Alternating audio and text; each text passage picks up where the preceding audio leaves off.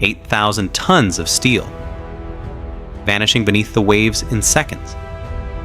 Hidden from satellites, unseen by radar, submarines are the ghosts of modern warfare. Today, we step inside the billion-dollar shipyards where these giants are born. Welcome to 360 Global Process, the channel that reveals the world's most secret processes. But before we uncover how they're built, we need to understand where it all began.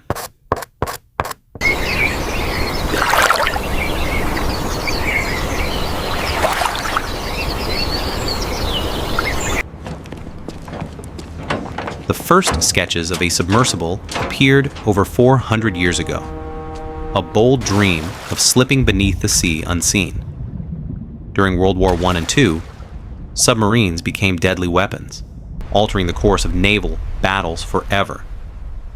Nations raced to master this shadowy force of war. Yet it was in the United States that submarines would change history and the balance of power forever. Keep calm, everybody! I am picking up something.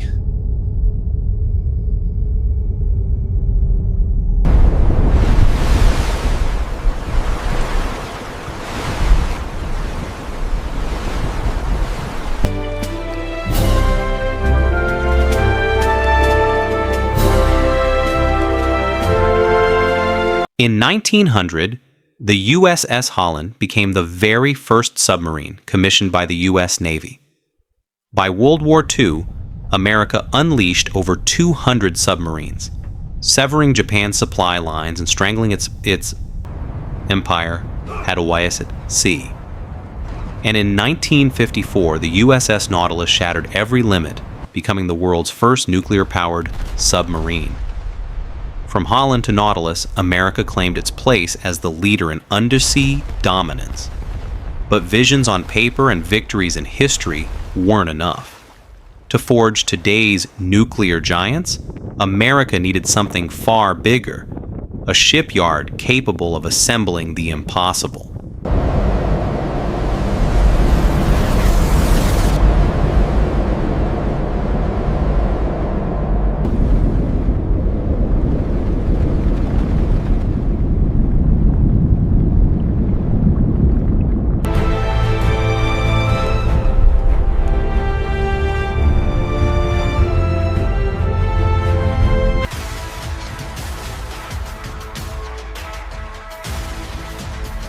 In Newport News, Virginia, lies one of the largest military shipyards on Earth. For over a century, this shipyard has built America's most powerful vessels. Here, the Virginia-class submarine takes shape. 460 feet long, nearly 8,000 tons of steel, designed to patrol unseen. Each section of the hull, each reactor chamber, each propulsion system is fabricated separately, then welded together with surgical precision. Thousands of workers, engineers, and machines unite in a process where a single flawed joint could mean disaster at sea. The result is a steel giant, but it cannot yet breathe life without its first meeting with the ocean.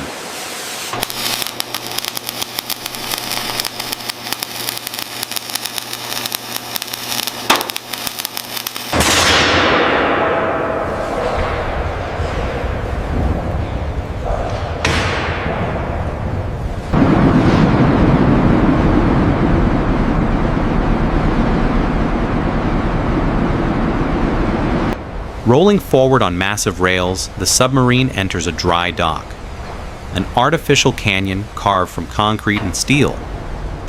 Its watertight gates can command the sea itself, draining or flooding at will. In this colossal chamber, vessels are repaired, painted, or launched. Sometimes, floating dry docks take over. Giant platforms that sink into the water cradle the submarine, then rise again, lifting it from the sea. And when the day comes, the submarine finally slides free, billions of dollars of engineering touching the ocean for the first time.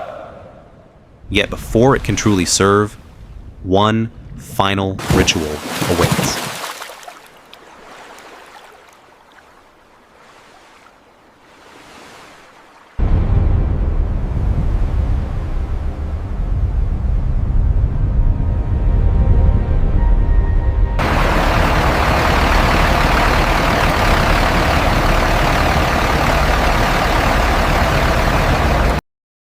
commitment to safety and national security remains paramount, ensuring the well-being of all citizens.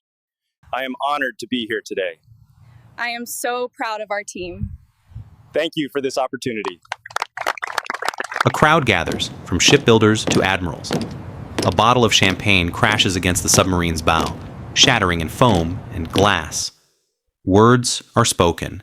Pride from the builders, resolve from the Navy, blessings from the ship's sponsor. Then the crew steps aboard. One command rings out. Man our ship and bring her to light.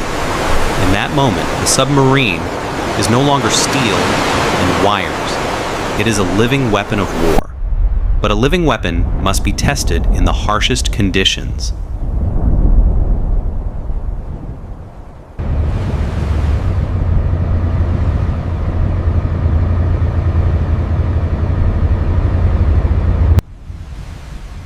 The submarine plunges beneath the waves, its systems pushed to the breaking point. Emergency dives, high-speed maneuvers, noise-level tests, all designed to simulate the chaos of war. Every valve, every hatch, every system is scrutinized. Because at depths where the pressure can crush steel, failure is not an option. The sea has no mercy. To survive, everything must work perfectly. And America is not alone in seeking perfection beneath the waves.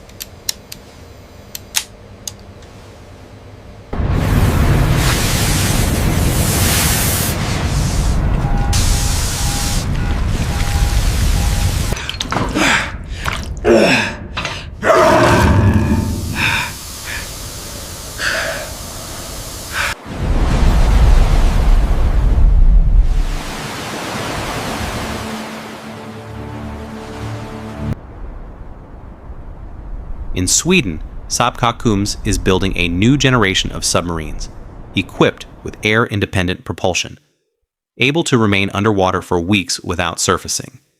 Engineers design and test every component digitally before fabrication, reducing errors and cutting costs. Ultrasonic scans inspect welds strong enough to resist thousands of tons of pressure. Shock testing machinery delivers forces of 2000 G, ensuring survival against depth charges. And inside one of the largest hyperbaric chambers on Earth, entire submarine modules are subjected to pressures equal to 5,000 feet of ocean depth. Alongside robots bending steel and automated welders fusing joints, the future of undersea warfare is being forged. Yet behind all the technology lies the human factor. Initiate The men and women who must live within these steel giants. Beginning structural integrity scan.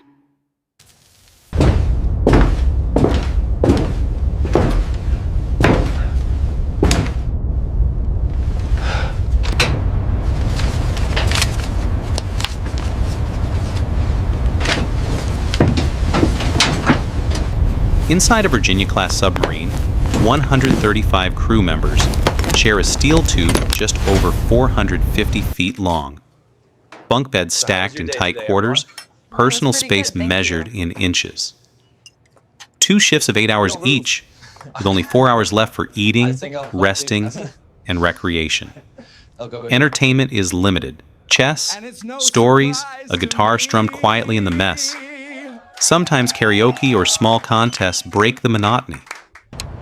Yet, discipline is relentless.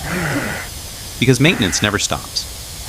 At 500 feet below the surface, one broken pump or one tired mistake could spell disaster. Still, How much longer do we have?